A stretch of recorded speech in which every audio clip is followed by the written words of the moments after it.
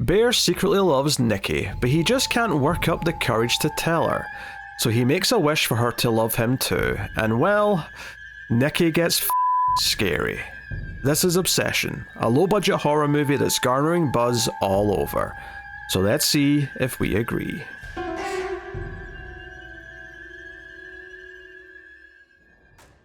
Welcome everyone to Screams After Midnight. I am Peter, and I'm obsessed with my co-host, Tim.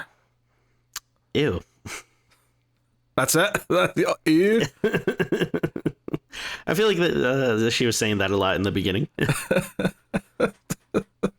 I think she said it once or twice. I don't think it was like a catchphrase she was whipping out. But welcome. This is a horror movie podcast. We get together and talk about a movie we watched that's that simple. And this week we're covering another new release, and that is Obsession, which is technically listed as a 2025 movie, but clearly it's out this weekend, or this past weekend in 2026. For all intents and purposes, it's counting as 2026 for us. But yeah, so this is from Curry Barker, who did some YouTube shorts and went on to like do I think a feature length in Milk and Cereal, I think is like a full length thing. But we never did that. That kind of passed us by for some reason. Yeah, it's longer, but it's not like super long. Like, if I remember correctly, I think it's only like 40 something minutes. So. Oh really? Okay, so it's still kind of a short, just a long short. Yeah. Okay. But this is Obsession, a movie that was made on a budget of $1 million, and it was getting some buzz, I think, over the last few weeks, certainly. And the trailer looked kind of good. So once we realised we synced up on release dates, which is actually quite surprising and nice for a movie of this size, because this would be very easily one where you would get it and then I wouldn't get it for 3 more months, because it's it's an indie movie and it has to get a distributor for international markets and stuff. So it's nice that someone picked it up and put it out everywhere, because technically this is a Blumhouse movie, but only in the sense that they helped distribute it, with Universal and that. I can't say, I'm pretty sure they weren't involved in the production of it. I could be wrong, but I did see a Blumhouse logo at the start of this. Okay. Yeah, that makes more sense. Yeah, that they're just kind of helping get it out there. Yeah, that's definitely nice. I'm assuming the buzz probably helped spread it, because yeah, it's definitely not like we're at a time where we need more stuff in the theaters. Like, there's a lot of big, releases out and even more coming. So this was one you could easily see, like, maybe some people not having. I was actually like double checking, like, I want to make sure my theater does have it, because sometimes it's a smaller theater. So, if there's a lot more bigger movies out, they don't always get like everything. But luckily that they had it. Yeah, there's a lot of movies coming out. Box office, and a lot of them are doing well. At least relative to their budget. So that's the case with this one. I think it's 21 million worldwide, which for big movies wouldn't be a good thing to hear, but for a movie that cost $1 million, I think they picked it up for 15 million to distribute it. Oh, well. So it still made its money back. At least maybe barring marketing at this point, but that's good for a movie of this budget and size. So it's doing well. It's getting buzz. The premise of this movie, and we will start spoiler free, of course. Before I say that the premise is start spoiler free, we'll give you a warning before we get to the spoilers. And of course, if you're enjoying the show on YouTube, do hit the like button. Helps us out a bunch if you do, and you can support the show and get more bonus content over on Patreon. But I'll tell you more about that at the end of the episode. So the premise of this is quite simple. Main character of Bear makes a wish because he's got a crush. He's in love with his friend Nikki, but he doesn't think she likes him. So he gets a little wishbone type thing from a magic shop. He makes a wish for her to love him and no one else, and consequences fall from that. What could go wrong? What could go wrong? You know, Tim, a certain episode of the hit television show Buffy the Vampire Slayer did come to mind with the premise of this one a little bit. A certain episode in season 2 called Bewitched, Bothered and Bewildered, where Xander tried to do a spell with a witch to make Cordelia love him, but it backfired, and instead everyone else, all the other women at least in the town, all fell in love with him instead. Yeah, so what's kind of funny is, going into this, I mean, I knew the very basic premise of, someone makes a wish and someone or is going to become, there's going to be some type of obsession angle, but I really didn't know, like, yeah, like I also kind of thought of that Buffy episodes, like, oh, is it going to be something that backfires and a bunch of people are obsessed with them, or the wrong person gets obsessed with them, or really? blah blah blah. How, like, yeah, because I really didn't read much about it, and I did see the trailer for it, but I kind of love that they did this. Like the trailer that I saw, I'm not sure if they had different ones, but the only one I saw was basically just the scene of him in the car talking to like the customer service guy. So I got that trailer, but I also got a second trailer that was a bit more normal and give you a bit more sense. So I knew what the premise was in terms of like how it was going to backfire. I knew that going in. Yeah, which, I mean, not that I would have really, like, you know, been too upset if I had seen that or whatever, but I was happy. You know, same thing with Hokum, where I wasn't purposely avoiding trailers, but I just somehow ended up not seeing it, and it was nice to go in and, you know, not really know anything and just kind of let the movie take me away. So yeah, we got two main characters and two kind of secondary characters who are, you know, in supporting roles, and we'll get into all that though once we get into the movie a bit more proper. But yeah, so it's yeah. I mean, I guess just since you went in without knowing what the backfiring was, I guess I won't say it. I wouldn't necessarily consider it a spoiler per se, just to say kind of the broad, I don't think it is. Yeah. Yeah. The broad sense of it is just that, yeah, like she does, you know, the spell works, but it works a little too well, we'll just say. It's safe to say that the movie is about someone being obsessed. Yes. But I don't think it's necessarily about the person being obsessed that I think you implied it was just then. Oh, okay, fair. I suppose you could argue it's just a double meaning, but I would say there's the obsession at the top of the pyramid, if you will, is anyway. That's nitty gritty stuff. We'll debate that later. I guess we'll start off with a simple question. Tim, what did you think of Obsession? And to clarify here, we're talking about the new Obsession, not Brian De Palma's 1970s Obsession. Just in case anyone was confused. I'm sorry, I'm showing off my movie nerd. You know. Wikipedia brain. Off you go. Did I watch the wrong one? Okay, let me make sure I didn't go to like a revival theater. And yeah, no, I really like this movie. I wasn't too sure going in what I was gonna get. I did see the other thing he did, Milk and Zero, which I know some people really liked. I didn't hate it, but I wasn't like, I didn't watch it and immediately go like, oh, I gotta see what this guy does next or whatever. It was just like fine. And then even when this started off, like I think it starts off good. Like, you know, it's not like it's not like a slow movie or whatever, but you know, it takes a while to like set up the characters, and I think we get like a good dynamic between the friends. And I mean, this might make me sound like an old person or something, but like I like that it's like a young people movie, but I don't know, it feels maybe a bit more like authentic or something. Like it kind of reminds me of like the days I've spent like, oh, like bullshitting with coworkers and hanging out with like friends after work and stuff, which I enjoy more than like a very generic like, oh, you know, like usually like a young people movie is just like, oh, like let's set it in high school, but then, you know, it never actually, the characters don't really feel authentic or compelling or whatever. I thought like, you know, the characters were decently set up and stuff in this. And then, yeah, like pretty quickly, like once, you know, things get going, they escalate like quite a bit. And I thought, you know, it did a good job of showing like more and more like messed up or crazy things. One thing I didn't really know going in is that this was going to be like, yeah, like I saw some people like saying like, oh, it's like, you know, like a horror comedy, and like I wouldn't go that far. Like I think there's like plenty of dark comedy in it, and like I was laughing maybe. Yeah. I don't think I'd ever call this a horror comedy. Don't get me wrong. There's a few moments that are darkly quite funny, but yeah, it's not enough to be a horror comedy by any stretch. Like I saw someone say online, which I forget who it was, like just randomly scrolling or something, but basically like the person was saying like, oh yeah, just because like you laugh a few times in a movie doesn't automatically make it a comedy, which I do feel like people tend to like say that about a lot of things. Like, oh, like this part was funny. I guess it's like half common. Like no, like it's Die Hard's funny as well, but no one's calling Die Hard a damn comedy. Right.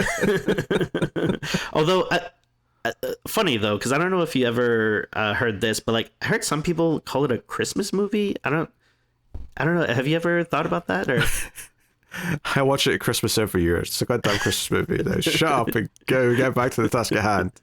You scamp. But no, I thought the movie was really fun, pretty unexpected in places. I think it escalates well. I think I thought everyone was pretty good, but I mean, especially the person playing Nikki, who has, so many things that she has to do throughout the movie. I thought you were going to say so many syllables in her real name. I'm not even going to try and pronounce it. Her name is Inde Navarrette, if I'm pronouncing that right. I may not be, but that's my best guess at it. Nice. But I mean, she was. I think most of the people in this movie, other than a pretty non-verbal, basically cameo from Andy Richter as the dad, but other than that, I didn't really recognize anyone in this movie. But I mean, not the main character's dad, to be clear. He's like as a side character's dad. But I mean, he's the only dad in the movie, to be fair. Yeah. But we've not explained all the cast yet, so I'm just pointing that out. Yeah. But no, I mean, I thought Nikki was fantastic, and I think obviously a big takeaway from a lot of people is going to be like, oh wow, like she is great, and then can do a lot of cool things that we'll talk about in spoilers. But yeah, I don't think it's a perfect movie. Like I think there's probably little things that you can nitpick here and there, but it's one of those things where in the grand scheme, I think the movie is so fun and nasty, and it's a good time that ultimately a lot of the criticisms or whatever I think that you could lob at it didn't really affect my enjoying of it that much. When you were building up at one point in the middle of that and you were saying, oh, I wasn't expecting this, and it ended up, I think you were talking about Andy Richter's cameo or something like that. I thought you were going to say you weren't expecting a movie in this day and age to be in 4:3. What a ballsy aspect ratio choice. Surely you noticed, because that's a very different ratio to normal. Listen, it's on the screen I'm looking at is pretty big. That's all I know. But it's like a square as opposed to. Never mind. All right, it's okay. That's whatever. Okay. What did I think of the movie? I guess is what everyone's waiting for now. I love this movie. Let's get this out of the way. This movie rocked. Okay. Right from the get-go, it had a clear mission statement, right? It has a mission statement right from the opening scene. Every single scene builds what the point of the story is. It raises some interesting topics, which I think we're going to get a good chance to discuss as we review this, because there's so much to actually talk about what things are talking about and what they mean, and so on and so on. I think the horror scenes are incredibly well handled. There's good tense moments, and part of the charm of the tense moments and why they work is because you have enough context to know where something might be going. You might even guess it almost exactly, although not that exactly. Sometimes it went a bit above and beyond what I thought it was going to do. But because you have that context, you're feeling tense because at a certain point you are legitimately worried about what she is going to do next, because she's kind of scary. And a big part of that is the actress's performance, which is fantastic. And I want to draw a parallel here, Tim, to another movie that I thought of during this. Okay. Right? Oh, if it's a specific scene, I might know what you're saying, but okay. But there's I guess maybe two scenes that I'm thinking about it. But regardless, there's a good version of something in this movie that an entire other movie is all built around, and it does it badly. Right? Oh, okay. But in this movie, in one or two scenes, the character of Nikki pulls it off much better, much more effective, and because of this context and understanding of what's causing it, it's way more interesting and engaging. What am I comparing it to here? What am I thinking of? I'm thinking about those bullshit Smile movies, Tim, because Nikki, when she pulls off a smile in this movie and smiles at Bear, which is the main character's name, it's so creepy and it works and it's unsettling because you understand why she's doing it, what's causing her to do it, the worry that then brings about what she's planning next, and so on and so on. All these things make it work. And I think moments like that are really good. It pays off in all these interesting ways. There's lots of good set pieces throughout that are very memorable. It builds. Pacing's really good. Climax, I think, is pretty strong. I do agree there's a couple of nitpicks. So there's a couple of things that she does at one or two points in the movie that feel a little bit like, I'm not really sure why she did that. And it never really kind of fit in with the rest of the things. It wasn't enough to take me out of it by any stretch, but like thinking about it in hindsight, I'm like, yeah, that part feels a little bit like they wanted another shock moment, and it didn't really necessarily make that much sense, but sure. Yeah, no, I mean, yeah, that's what I was kind of getting at, is I think there's like a few things like that, but it's so, you're so wrapped up in the movie that it's kind of like, I don't really care, I'm so engaged that, whatever, I'm just letting it take me for the ride. The smile comparison, I didn't think about it, but that is really good. I think, the big difference here is there's actually like nuance and purpose to why we're seeing the character do this, where like, with the smile movies, people just, or, the director and stuff just kind of thought like, it wouldn't be creepy if someone smiled weird. Like, it's like, no, like just the act of that alone does not, make something like cool or whatever. Like you're saying here, like Nikki pulls it off because, she's very engaging, and, we've seen like, how unstable and like a threat she can be. The thing that I was thinking of, and I don't know if you thought this too, but there's one scene in particular where like, I kept waiting for like, okay, I know something's going to happen soon. And then like when something happened, I was like, oh, this is like Terrifier level of gore, where like like the movie has had some like gore and like plenty of messed up stuff, but it's not had much though. It's had like a little, and the one like there's the one sort of moment that's quite memorable before that point, is a little bit violent. But this movie, like all movies in the UK, starts off with the BBFC screen that says this is an 18, and in that description it always says why it's an 18, 15 or whatever, and all it said was very strong violence or something to that effect. And halfway through the movie I'm like, it's been like no violence. When's this violence going to hit? When's this violence going to hit? And then when it hits, it goddamn hits. So yes, so that was interesting stuff. But obviously, Inde Navarrette is fantastic in this movie. She completely like nails every scene, like in a way that is compelling, when it could just be written off as some silly, I don't know, like stupid curse where she's acting kind of weird. The script gives everything meaning as to like why she's acting this way, and there's things to dig into there, and there's things to analyze in how the main character of Bear responds once he realizes what he's done, and so on and so on. All that stuff works really well. I mean, to break down the character. So the main character's Bear, played by Michael Johnston. And can I just say, like, I don't know if this happened with you too, but like for the longest time they keep calling him Bear, and I'm just like, I mean, I guess this guy's name is Bear. And then like at some point, like I feel like somewhat late in the movie or whatever, like you see him at work with his name tag and it says Baron. I was like, oh, okay, that his name's Baron. Okay, that makes more sense than someone just being called Bear. Does it? Is Baron a real name? I've never heard that before. Oh, yeah. Yeah, I mean, it's not a good name. And in fact, I would say, there's a quite famous person with that name that, most people don't like.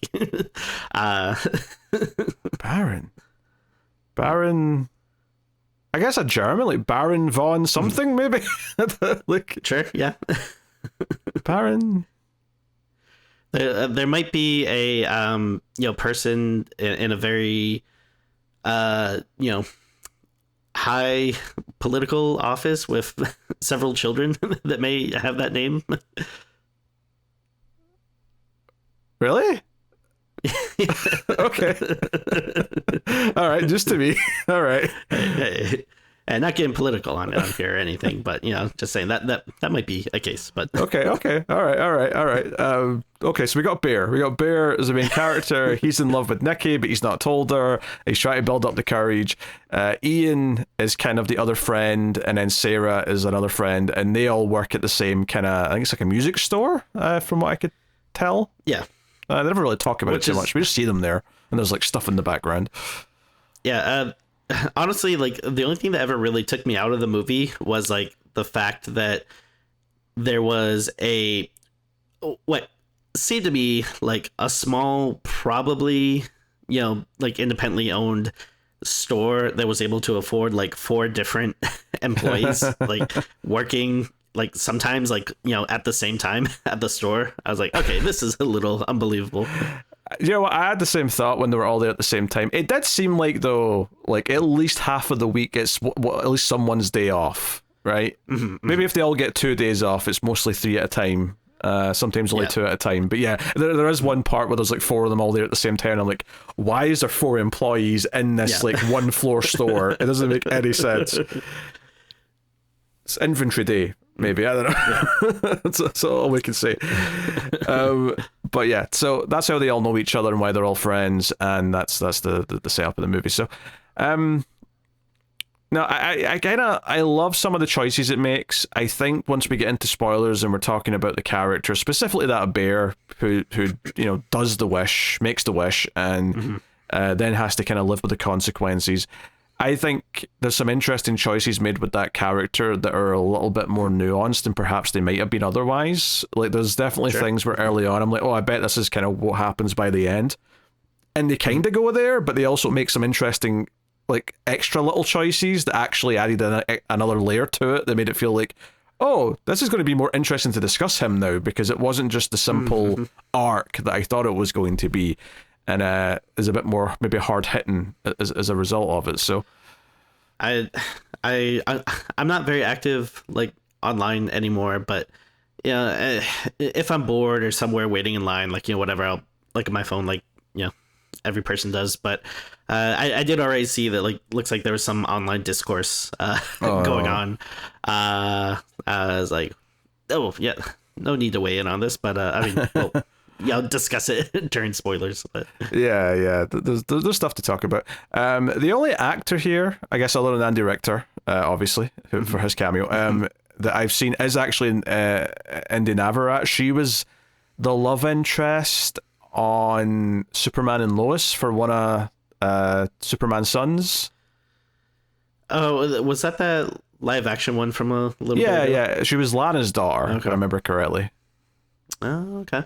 Yeah, I only seen the first season in a bit, so I didn't watch a ton of it, but she was there during that first season. And I'll be honest, I never recognized her. It was when I clicked on her, I was checking all the actors out, and I saw that show. I was like, oh yeah, like it is her. But it never clocked until I saw the confirmation first. So, hey, other than that though, I don't know any of these people. They're all new to me. But hey, now, the actress who plays Sarah, her name is Megan Lawless. Do you think Lawless is a real name, or is that a badass stage name she picked for herself? Because that's a pretty cool last name to have. I mean, I guess there's 3 different options. It's either her real name, which is badass, a stage name, which, yeah, obviously, why wouldn't you choose it? Or maybe her mother is Lucy, which would be cool too. I mean, that's not really a third choice. That would still be option 1. It's still a real name, but it's just a specific. You're just adding on, like, I guess, of who her parent is at that point. Yeah. Well, she could have the name but not be Lucy's daughter, or she could have the name and be Lucy's daughter. So she could be related to another. I guess that's what I'm getting at. Another Lawless family somewhere. Oh, imagine the Lawless family reunion. I mean, it's probably very peaceful, but it sounds rowdy. It sounds rowdy. Yeah, it sounds very rowdy. Yeah, so now movie's great. I don't really want to spoil anything, to be honest. I'll just say that, once things do kick off and there is like, there's this almost constant sense of like dread of like what's the next thing she's going to do. and like how extreme is it going to get, how far is it going to go. And I love that, other than the one or two exceptions that do feel a little bit just extra bits for shock value, most of the things can be tied into this idea that she's just that in love with someone, that it, but in like a very insane, like 20 out of 10 level. So it makes some sense. And I also like that there isn't really any supernatural bollocks. Now, obviously, the fact that the wish works, right? And obviously, there's some stuff that's slightly supernatural bollocks in a sense, but nothing about what she can do or what she does is ever supernatural. It's always just something where she's acting weird, but she's still doing something a human being can just do. It never crosses a line into, she's got super strength, or she can float through a wall, or she can, whatever it is. Yeah. Yeah, and I think that's great, and it's a good showcase for her as an actress, because basically like all the creepiness and stuff like comes a lot from her reactions and all these different things she does. So like it's never like, she just made like a scary CGI face and now she's gonna like crawl up the wall. Like, there's no bullshit like that. Can you imagine how much like this would define the movie if they gave her like a CG face that kind of popped out every so often? That would be terrible. Yeah. This is so much better than that. And not to discount the direction, because I do think there's a lot of really nice shots of her like in shadow and silhouette, or she's standing over there and she's literally all it takes is a split second and it's like like Sadako or someone standing in the corner of the room. That's what it feels like. It doesn't look like her necessarily, but it has that feel to it. She's now a presence and not just a person, even though again she never betrays just being a human. So yeah. No, great stuff. Highly recommended. Quickly shot up on my 2026 list, I have to say.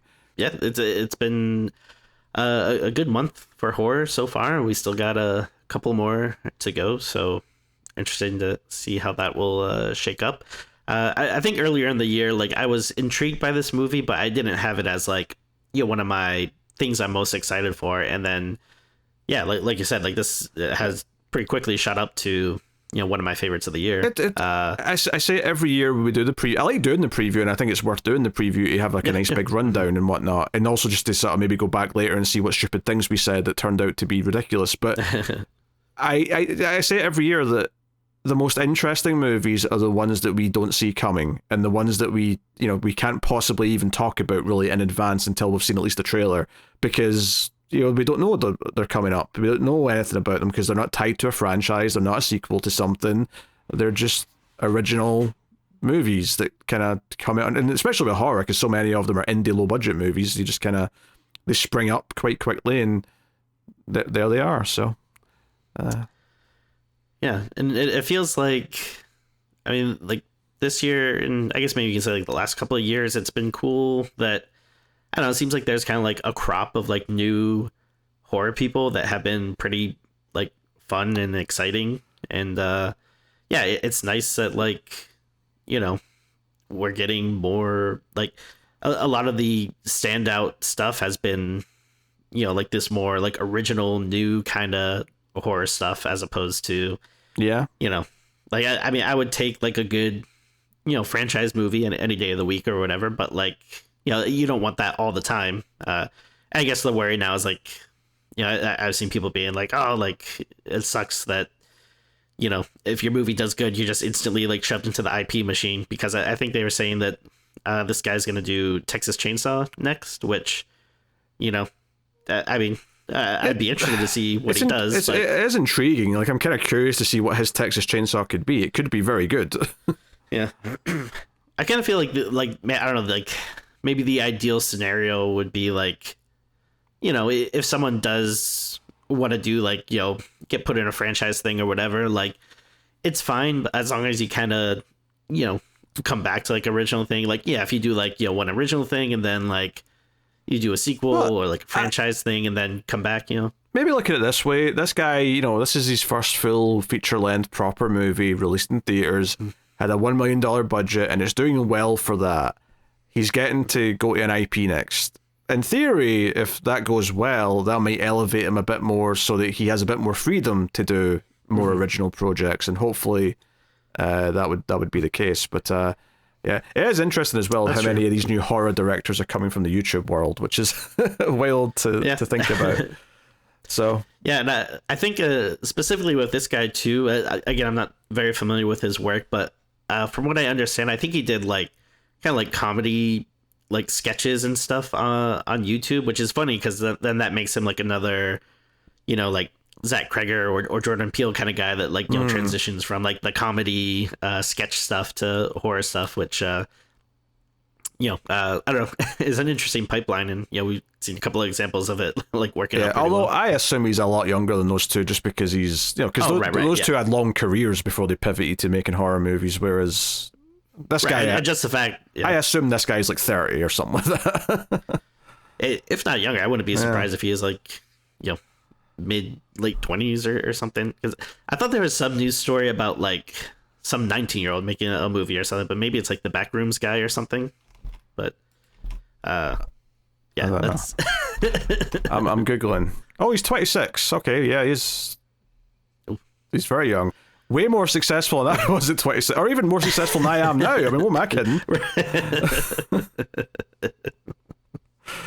All right, well, thanks for that bit of depression, Tim. I know. All right, shall we get to spoilers? Shall we talk about Obsession properly? So yeah, warning, we're going to go all in here with the spoilers. So again, you've been warned. Spoilers for Obsession. So here we go. Okay, I mean, I guess we'll just go through it. Although I will say this, and this is not a critique, but there's so many like events in this movie that I actually don't think I'm going to successfully be able to go through them in order. No. Like I'm pretty sure like this scene happens before at least these two other scenes, but there's other things that have to happen there or there, and so on. So I don't think it'll be like a linear experience here beyond maybe setting up the start first, and then we'll maybe stick with everything Nikki does, and then maybe talk about the other characters and whatnot. Yeah, no, I mean, I think that's totally fair. Yeah, like I saw it a couple of days ago, and yeah, but I mean, even like the day after, I probably wouldn't have been able to accurately like I can remember like all the crazy stuff, but not the exact order. Yeah. Obviously, some of this stuff is so big that it must have been near the end and whatnot, but like, right. Yeah, there's definitely some little things mixed in between that, like, yeah, good luck trying to remember it all without taking notes and seeing it multiple times. But, yeah, so this movie features a main character who makes a wish to have this girl that he's got a crush on, he's in love with, whatever you want to call it. When he thinks she won't reciprocate those feelings, and he's feeling down, he makes a wish, and that immediately turns her into this alternate version of herself who is madly in love with him. This character of Bear, he's a bit of a, I don't know, a bit of a dweeb, I guess. He's very shy, he's very timid, he's very focused on just one thing, and that is Nikki, and confessing his love to her. That's what the entire first 15 minutes of the movie is about. That's the whole thing. And once it happens and he makes this wish, I think in this first part of the movie, I don't think he's a bad guy. In fact, I think one of the most interesting things about this movie is that he's not a mustache twirling villain. He's not just this evil person. And I don't think he's evil for the wish, because the wish, he did not know that was going to work. He didn't say it seriously knowing that it was going to happen and it was going to take away her agency or anything like that. He just felt bad. He pulled out the little gimmick thing he got from the shop and he snapped it and made the wish. Obviously, he didn't know it was going to work. Had he known it was going to work, I'd like to think he maybe wouldn't have done it. However, the rest of the movie, every decision he makes, every single time he tries to ignore something or try and justify the position that he's currently in, justify that maybe he's not taking advantage of her in some way, he's kind of the real villain of the movie in a lot of ways, but not in like a traditional, he's the antagonist causing all the problems. He does cause the main problem, obviously, but it's an interesting movie in terms of its premise, because the scary character is the victim, and the person who is fearing the scary person is the one who's actually the bad guy. And the arc of the movie, which you would maybe assume early on, is that, okay, obviously we're going to go through some stages here. We're going to go through the honeymoon period where he thinks this is great. We're going to go through the period where maybe he starts to feel bad or doubt what's happened. And that teaser trailer that showed you a full scene actually sort of hinted at like what the end game might be of the movie, because it's quite a late scene in the movie actually, which is when he calls the company that made the thing. They say the only way to end the wish is for you to die. And it's like, oh, so what you're telling me is the only real like heroic thing he can do, the only redemptive thing he can really do at the end of this movie is kill himself to give her life back. I think all of this is fascinating stuff, and I think the end of the movie, they do like an extra little zinger where he chickens out from doing it. Now, things still play out, and we'll get to it all later, but he chickens out from doing it, and I actually think that is the moment where, like, not that I was liking him before that, he's definitely kind of like, I don't know, the modern, like, sort of slightly, not maybe toxic's not the right word, but the slightly toxic, like, modern lonely man who obsesses over the woman. I think it's very notable that Bear doesn't have seemingly any interest in anything. He has no aspirations. Like, all the other characters want to do things. Nikki wants to be a writer. Sarah wants to go to university and like make, get a better life for herself. Ian maybe doesn't have aspirations, but he's got a good social life. He's got parties. He's got friends. He's got all this stuff going on. Bear's solely focused on Nikki. He's kind of, I think this movie in a lot of ways is the examination of that type of obsession. So while yes, obviously yes, once the wish has happened, she's obsessed with him, and that's the more surface level read. But this is really about his obsession with her and all of the fallout that has. And once he's done the wish, I think over the course of the rest of the movie, there's some specific points. There's a line at one point where he says, would being with me really be that bad? I don't want to spoil the context of the scene yet, we'll get there. And then the decision he makes at the end to chicken out of the actual killing of himself, I think those moments turn him into one of the most realistic villains and like one of the most like easy to hate villains, despite the fact that he feels like a very realistic person and that he's not just some like, sniveling, aha, I'm evil and I do all these bad things. He just is a coward at the exact moments when he really needs to not be a coward. And I think that's fascinating. Yeah, no, I agree with that. What's funny, and again, like I saw, like people discussing this, it's interesting because I think that pretty much everyone agrees that yes, he is the villain. I just think where there's arguments are like people trying to decide when exactly that is, because I feel like there's some people that are like, oh no, moment one when he makes a wish, like screw that guy, yeah, he's a bad guy. And then other people are kind of more like you were saying, like, no, I think it's more like as we get to see him more and more, it starts to get more messed up and we realize that he's like a bad person. He never really says it, but like it kind of feels like he probably thinks that like he's like the nice guy that like deserves her, you know what I mean? Like those people that are like, that's the vibe, and then I think I do agree with what you said earlier, where I don't think he's necessarily bad for making the wish, because I don't think that he, like you said, believe that would have happened. Because we've all said something like that, and because it's not real. You're just like, oh, I wish she would like me back, or something to that effect. Sure, yeah. We've all had that thought at some point. It's very that first chunk.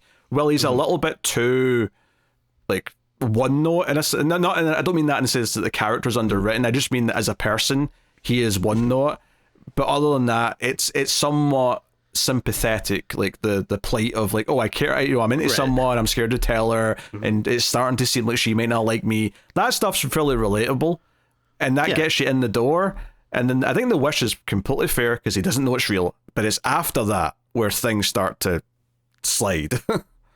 Yeah, so what I would say is, I think when he makes a wish, he doesn't think that it's gonna really happen. However, I do feel like if he knew that it was gonna happen, he would still make the wish. He would just word it differently. So you think? Like, yeah, because like even like later on, like I think maybe when he's talking like to the customer service person, he's not trying to like completely stop it. At first, he's just like, "Oh, can I alter it?" No, You know you're what I right. mean? That conversation is like not good for him. Like he comes out looking very bad for the way he's trying to like finagle it in that scene. Yeah. And then it's funny. It like the like it, and again like the a lot of the horror we're seeing is like the stuff that Nikki is doing, but really the more horrific stuff is like what's happening to her, especially when you find out that like it seems like she's kind of still trapped inside her. Like kind of, they don't overly explain this. They kind of just give you a couple of moments and let you kind of decide for yourself like how exactly, to what extent this works or whatnot. But yeah, there's like a moment where like she's sleeping, like Nikki's sleeping, and then like she starts talking in her sleep, and she says, "No, she's asleep. This is me." And like we'll get to that scene and what she says, but like it definitely plays with this idea of her like almost a little bit like Get Out, where she's trapped in her own body, but it's almost like when The Wish was made, this new like blank slate love robot version of her was born, and that's the one that's actually in control. Yeah, love robot. I mean, just make me think of Buffy even more. Ah, yes. And then, not to skip too far ahead, but like honestly, by the end of the movie, it's like, I guess it's somewhat of a happy ending that she finally snaps out of it, but her life is just over. Like, just... For sure. Like, she how does she explain any of this to the police, including the fact that she technically physically killed 2 people, and there's probably evidence to correspond with that. Yeah. But I mean, I feel very bad for her, but in a way though, like I do kind of like that the movie is like very mean and nasty. It doesn't really like pull any punches. Like it's kind of messed up. Well, let's talk about why this is so horrific. What happens to her, right? Because I think that's like the big crux of the movie in a lot of ways, is that she is basically, her agency is completely taken away. Right? She's becomes this other person. She becomes this like almost empty shell because of what he wants. And I think it's kind of feeding into another kind of theme that I've seen in a number of other movies over the years, which is the idea of like how it's usually a man typically, but it's usually how a man sees a woman and how what he wants her to be, or the image that he's built of her in his head versus who she actually is, and what she actually does and says, and all the rest of it. One of my favorite movies of all time, Paris, Texas, actually dips into that theme. It's not a horror movie or anything close to that, but it still tackles that theme in some ways. This idea of imprinting upon the person what you think the best version of them is. Well, I mean, what's kind of funny is you could easily see like, the rom-com angle of this, where, he's obsessed with this girl, finally gets her, realizes, it's not all it's cracked up to be, and then realize that, his perfect match was with his other, female friend all along. And, Oh, sure. Yeah, absolutely. It's because I love how the movie introduces Nikki as a character, because the opening scene is Bear practicing his like "I love you" speech, what turns out to just be the waitress in the diner that him and Ian are in. And Ian criticizes him and says he's coming on too strong, he needs to wait, he's got all the time in the world, blah blah. So you hear Nikki be talked about for a sequence, and then when you see Bear go home, there's some other stuff. He finds his cat dead, who's OD'd on his dead grandmother's pills, which was a surprising moment, I will say that. But it's like the opposite of a save the cat. Yeah, but you get a text from Nikki on his phone, and then she calls when he says he isn't going to trivia night, and like you hear her voice, right? So you heard her talked about, then you heard her voice, and then at trivia night you finally meet her, and also Sarah, who we haven't met yet by that point. And we meet the group and we see them interact with each other. So we're sort of building piece by piece. So our first impression of her is purely from the lens of Bear. We hear about her from him before we ever meet her as a real person. And then we sort of build up to meeting her as the real person. And like some of the little moments that we wouldn't have predicted otherwise, or personality traits and that kind of thing. But she does mention that she's putting in her notice at work. She wants to quit and, be a writer full time and pursue her dreams and all the rest of it. And notably, Bear's first concern is that he won't get to see her at work anymore. It's not about, saying, oh, I'm happy for you, I encourage this, I'll be there for you. It's, oh, it'll be weird not seeing you every day. Like, this is affecting my life negatively. I don't know how I feel about this. So it sets up the character well. But one of my favorite things about this movie is that we never actually hear what Nikki actually thinks or feels about Bear, right? Very good point, yeah.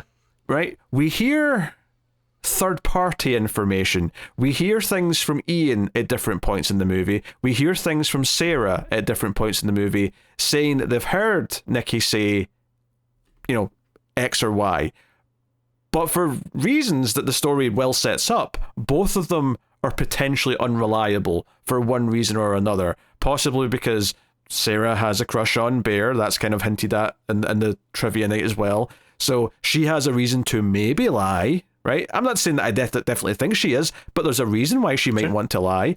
Ian, if he does have like a casual, friends with benefit things going on with Nikki behind Bear's back, he might have a reason to lie and kind of keep, this milking this idea of you should wait before you tell her how you feel. Let's not make things awkward, and so on. In hindsight, I did think that was kind of weird.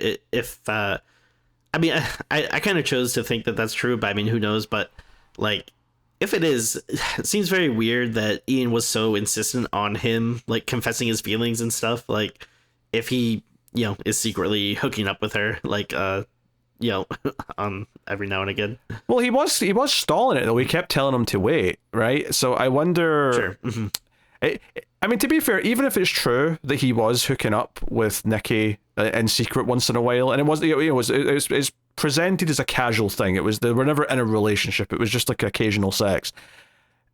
It kind of felt like to me that Ian wasn't trying to sabotage the potential of Bear going after her. I think it was a combination of, one, actually being friends with Bear and wanting him to succeed, but also knowing that if he is having a casual thing with Nikki, that she's probably more likely to say no because she's already having a casual thing with him and it would be too weird to start dating the other guy.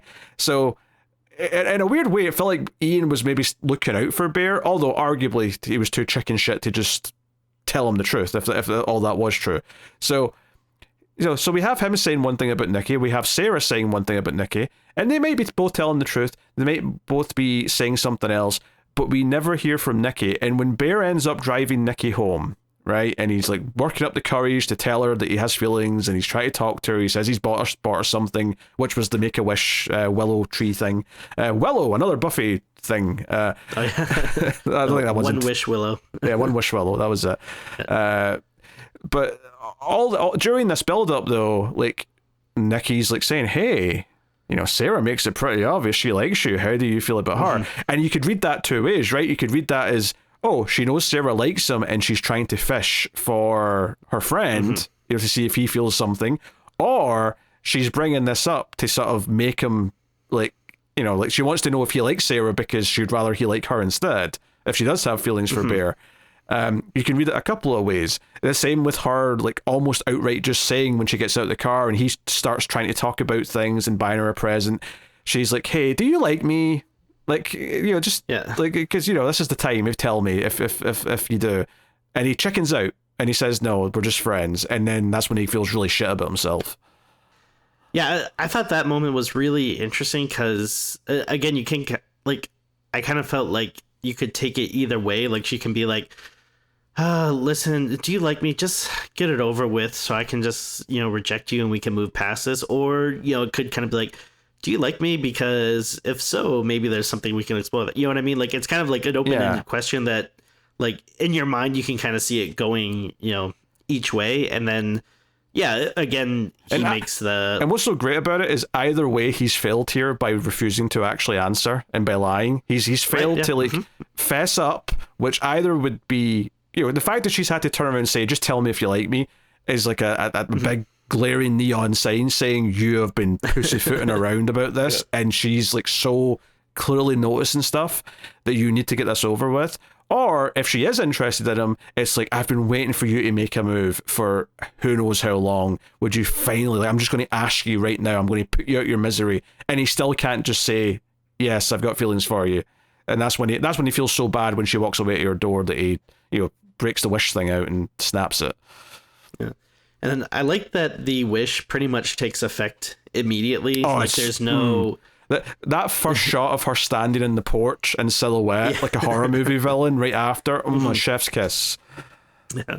And then, again, it's just the way, like it goes from there is really well done, where it's like, she's not like immediately like cuckoo bananas, but like she does come back to the car and just starts acting like pretty weird, and it's very almost different. like credit to the performance. She seems like she has a crush on him all of a sudden, right? Not in the way she did before. If she did have feelings before, this is a lot more schoolgirl, like, oh, hey, you're so silly, the kind of thing.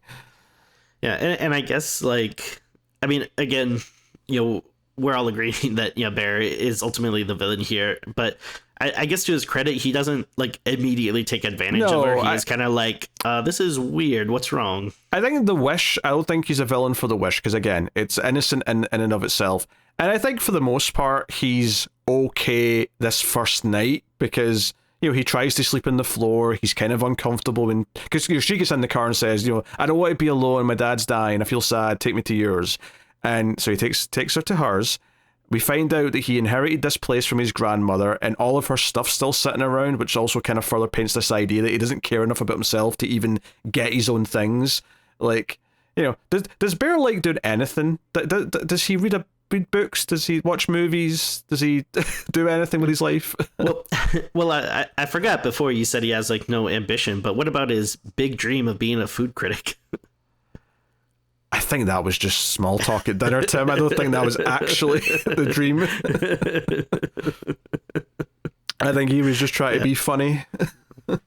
He's just like trying to come up with something on the spot. It's like, maybe this. Yeah. So, this first night, like he's like, oh no, I'll sleep on the couch, or I'll sleep on this like floor bed or whatever. And she's like, no, come in and lie with me. I'm scared or whatever. And it's like, obviously there's a creepy moment or two that night, right? It's a bit scary, where she's standing in the corner or whatever, and she's like walking around and yelling and whatever. Or maybe that's the next time after they've had sex. It's hard to remember the exact order of some of these like spooky moments, but they're well done. I mean, I also forget when it happens, but that scene of her watching him sleep was so well done. And then there's like I don't know like how necessarily they shot it, but there's something like there's like a weird way that she walks, like after she's kind of like watching him, and then she kind of like slinks back to the corner, just like however they did it, it's just like so creepy. It was almost like she was rewinding in a weird way. That's why I was wondering if it's like they filmed it and then ran it backwards or something, because there's like this definitely like unhuman quality to it. It's just enough weirdness to make you notice. It's like you said, it's not like she's doing anything like supernatural, but it's just like very bizarre and creepy. So it's really weird, and he gets up, and the one thing, again, the nitpicks that I'm going to bring up are basically anything related to the cat. I thought was just kind of weird, and like why is she doing this? Like, I guess the only reason you can say is like, oh, she's so in love that she can't really process what you're supposed to do for love. So she's like, oh, he loved the cat. I'm going to make a monument out of the dead cat in the middle of the floor, and so on. So I thought that was pretty weird. And then the one that got me even more, though, again, skipping ahead a little bit, but the I guess turning it into a sandwich. If she packed lunch. She literally gives him like a child's packed lunch box to go to work with when she's got her day off. Yeah.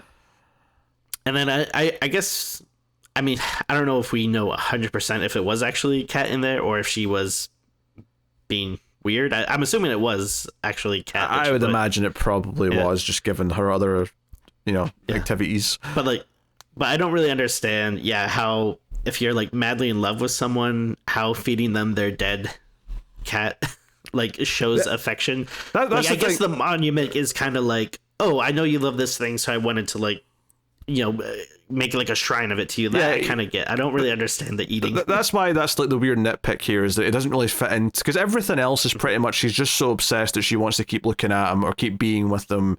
She wants to go to work with him even though she's not working that day. She doesn't want to be left alone, and she stays, because when he comes home at the end of that shift, and this is a bit later in the movie, we'll have to go back, but he comes home and she's just standing in the same spot, but she's I mean, actually when he leaves, she pisses on the floor and she just stands there. But when he comes back, she's been standing there this whole time. She looks kind of sick. She looks like she's in pain, and he has to try and like help her. But anyway, we're getting too far ahead. Let's jump back, because that after that first night together, they both go to work because everyone's working that day, and it's a little bit strange. She keeps looking over, and he's gossiping with Ian, because Ian's like, "Hey, what happened last night?" He's like, "Oh, we didn't have sex," and he's like, "Really, you didn't?" No, there was cuddling and other stuff, but I think things are going kind of well. It's a bit weird, and so on and so on.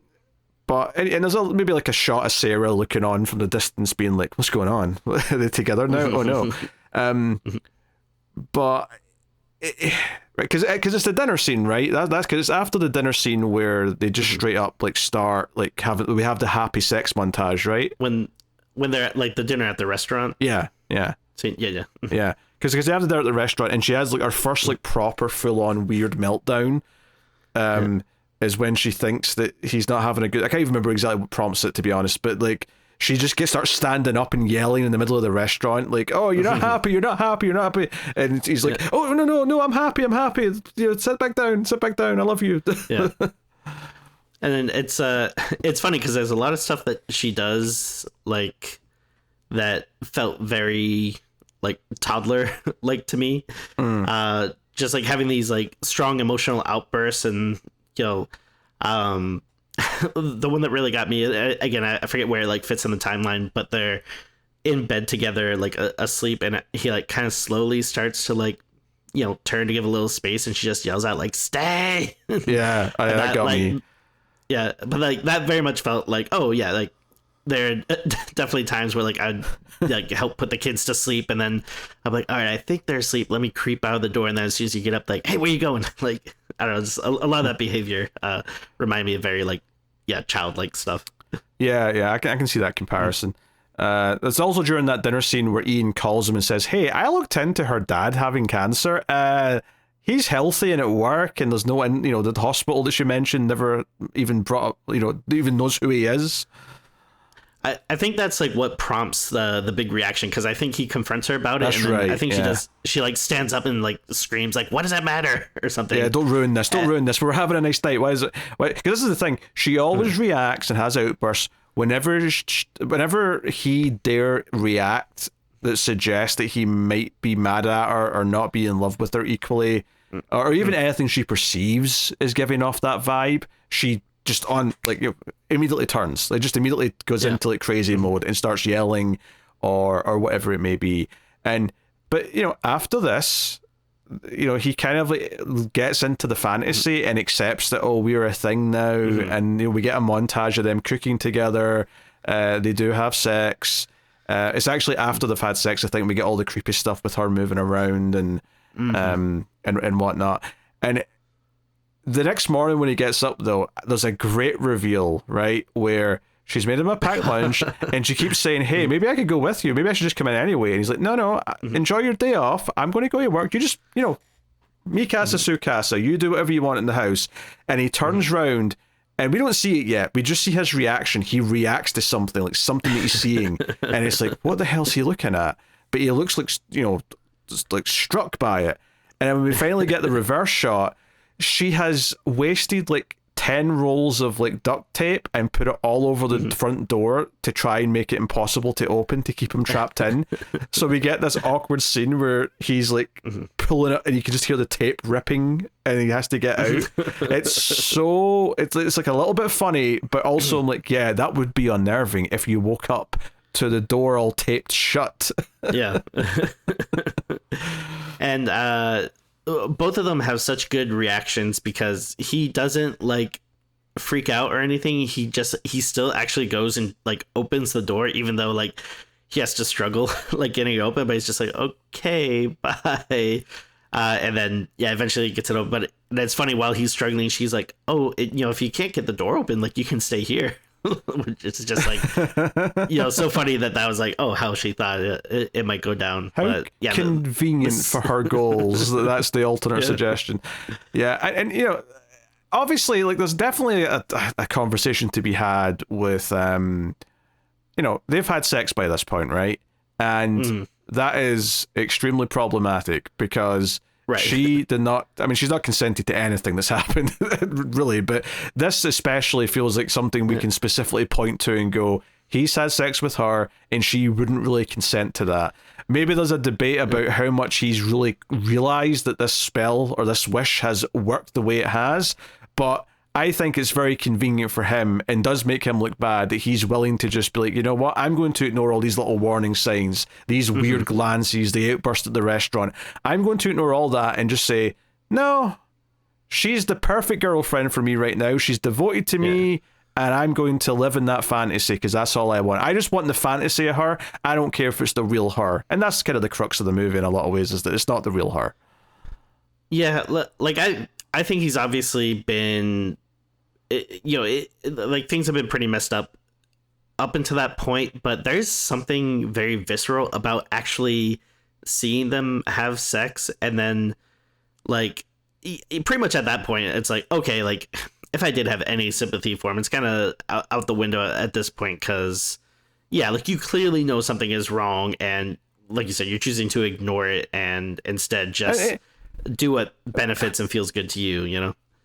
Yeah, and forget the supernatural wish part of it. At the very least, at this point, and this is kind of the stuff that Ian's arguing a little bit later, is like, Chloe, she needs to go to like a mental hospital or something and get like checked out. There's something not right. So it's not even like he knows about the wish. He still sees it as though it seems like you might be taking advantage of her when she's having some kind of mental breakdown. And he's like, I'm not taking advantage. I'm not taking advantage of her. If anything, she won't leave me alone. And I'm like, yeah, because you made her be that way, you tit. So all that stuff is absolutely worth bringing up. It's a big part of the movie, and it's why there's this interesting duality to it, because you're kind of like, you're not on his side, but you're kind of still experiencing the movie from his perspective, and that's why it's so scary. But you're also sympathizing with her more, and it's an interesting juxtaposition between the two. But when he's at work that day, though, he has one-on-one time with Sarah, right? And she's had a couple of scenes. She hugged him as soon as she heard about the cat at the trivia night, and that's kind of what maybe gave the first hint to the audience that maybe she actually cares about him a bit more than Nikki does. And when they're at work, and she's kind of like saying, so you and Nikki are like a thing now, and she's got a couple of comments, but she comes across very natural. She's very chill. Her dad, who owns the store, comes in and like says, oh hey, another one of those college letters came in, and they read it, and she looks disappointed, and she's like, oh, that's another rejection. I've only got one left. I've been rejected from all of them. I guess it's my fault for being a shithead in high school, blah blah. And she puts her head on Bear's shoulder, and he kind of like puts his head on her head, right? It's kind of like a nice sweet moment. If I wasn't already starting to turn on him as a character, I may actually think this was quite adorable. But there's clearly some chemistry here. There's clearly something here that he didn't have with Nikki, and it sticks out. But the whole time, though, all I could think was, what if she walks in? What if she walks in and seeing them like side by side like this? She ain't going to be happy. I feel super bad because I thought Sarah was like a pretty likable character, and as soon as she puts her head on his shoulder, I'm like, well, she's dead. Like, oh yeah, she's so dead. I'm not sure if she's gonna come in at this exact moment, but she's gonna come in at some moment, and she does. The way it milks this though is so good. So Sarah mentions that Ian's having a get together, and Bear's like, wait, why wasn't I invited? And he ends up having to give Ian a lift home because his car's in the shop or whatever. And he's like, hey, you're having a thing tonight. Why weren't we invited? And he's like, oh, it's we now. He's like, okay, why wasn't I invited? We're supposed to be friends. And he's like, because Nikki's acting weird and I don't really want her there. And Which is fair, given the way. Yeah, I mean, she's acting really strange, and he's like, okay, well, I can come on my own. She'll accept that. And of course, this is when he goes home and finds her standing there having pissed herself, staring at the door. She's in the exact same position from when he left, and it's super creepy.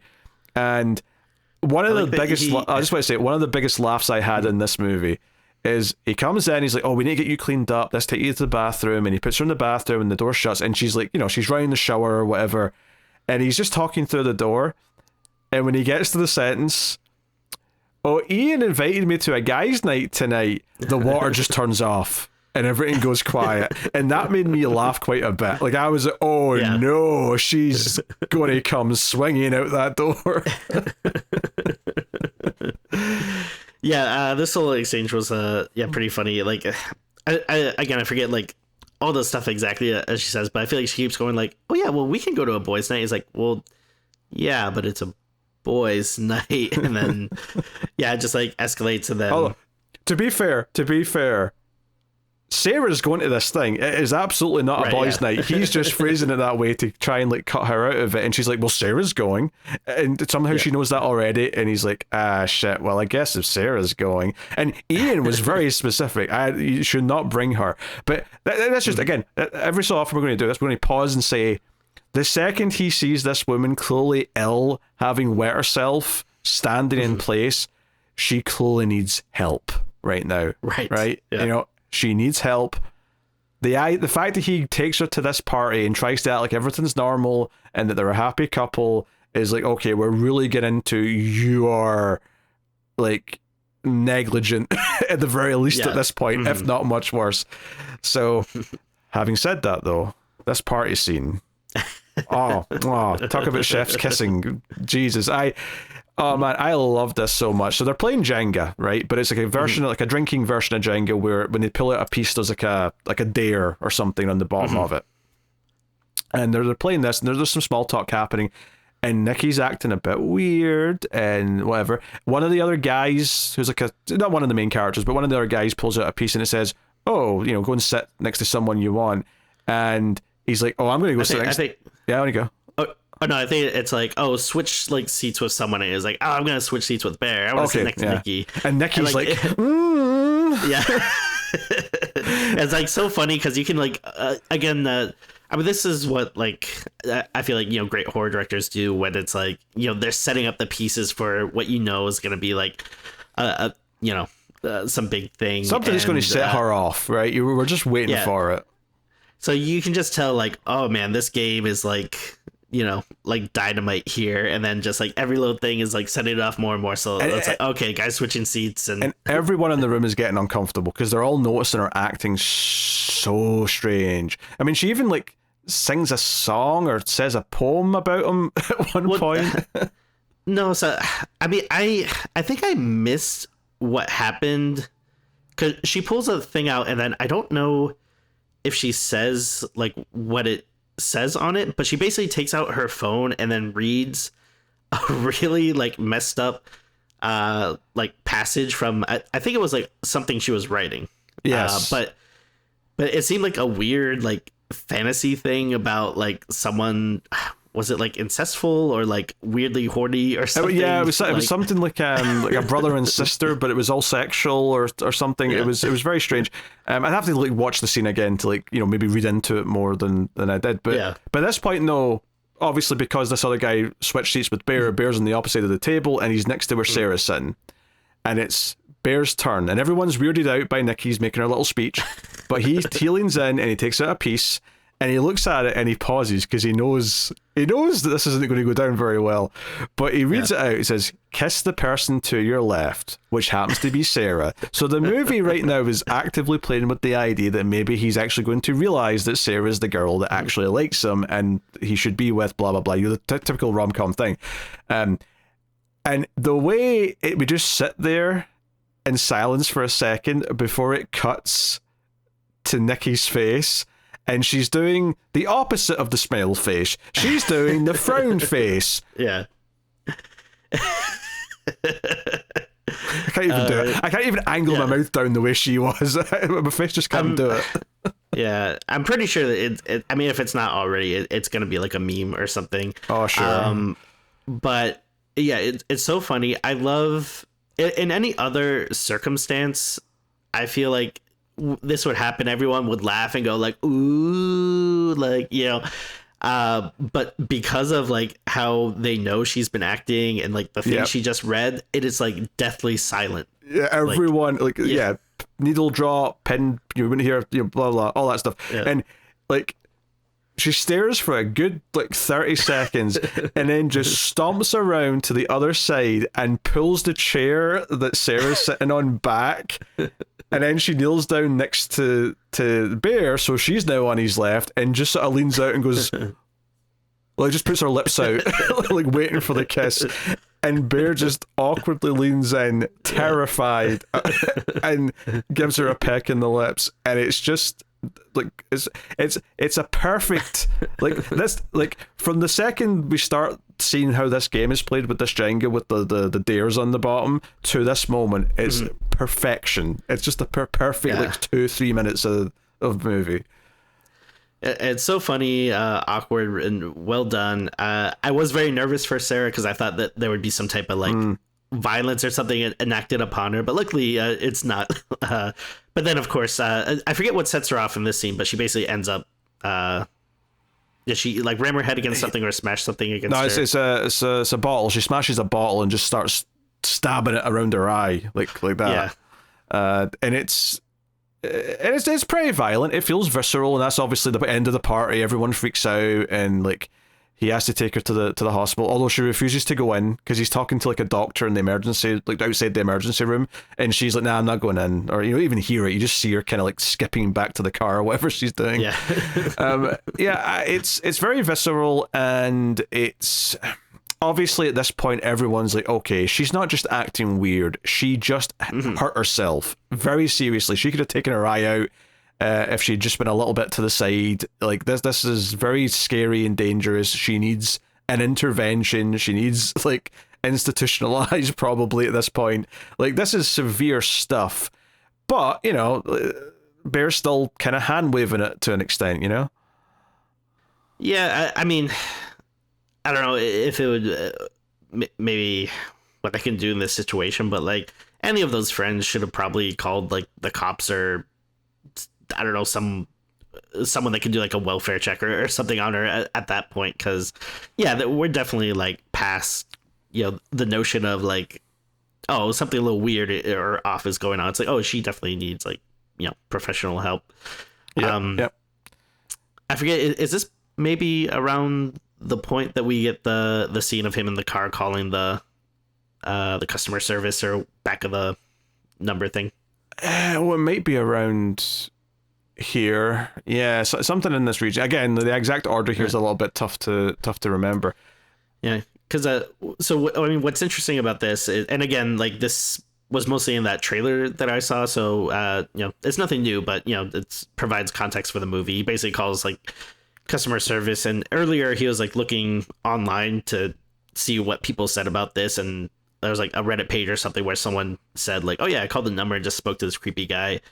Basically they're not very helpful. He's like, oh, you want to alter the wish? Well, you can't alter it. You want to cancel? Oh, you can't cancel it. And then like you said earlier, it's like, well, I guess you can kill yourself if you want to do that. I don't know if you have to edit that out. You're not supposed to say that on YouTube or something, right? Kinda. Just don't keep repeating it. I think we'll be all right. Okay. Yeah. All right. Sorry. Yeah.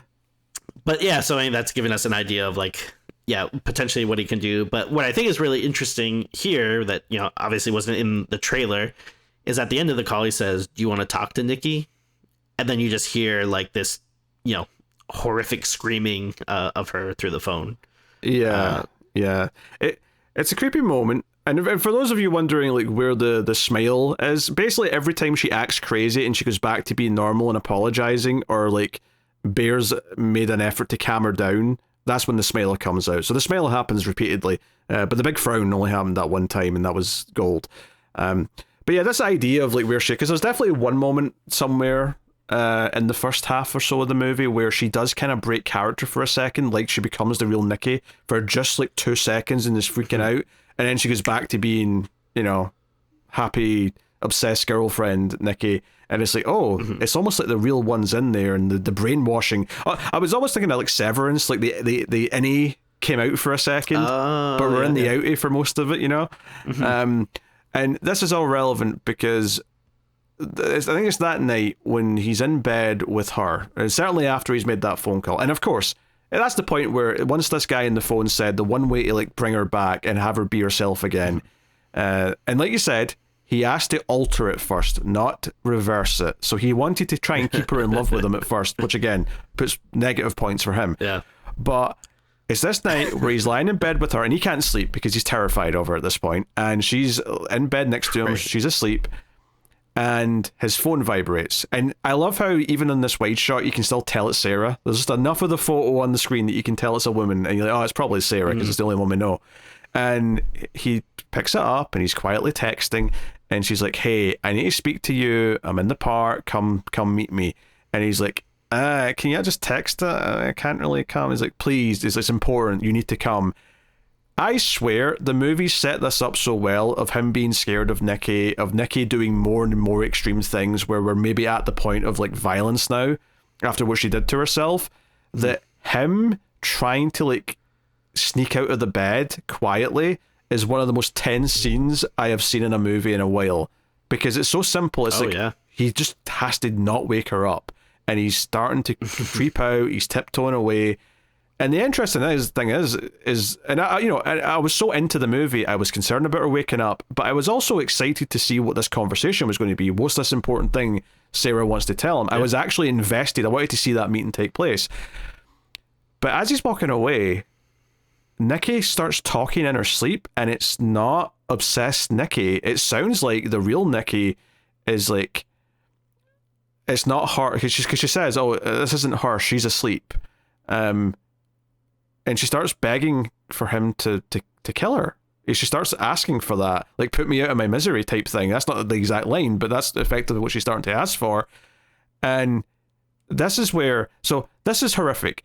If this is the real Nikki actually bleeding out of her, right? If we're taking this at face value, and she is saying that this is so horrific, being inside this monstrous version of her that she's not in control of, this is so horrific, she wants to die. His response to this is he makes it about him. He says, would being with me really be that bad? And I think, obviously, there's a lot of unlikable decisions he's made. He should have been getting her help by now. Lots and lots of things, right? He certainly shouldn't have had sex with her. This moment is the moment where I think you jump to, oh, you are the villain of this movie. Yeah. You are the bad guy, and I kind of hate you. And I am looking forward, because you're not getting a happy ending. Regardless of what happens to her, you cannot have a happy ending, and I am now looking forward to it, because that is one of the most horrific things you could have said at that request. Because that's awful.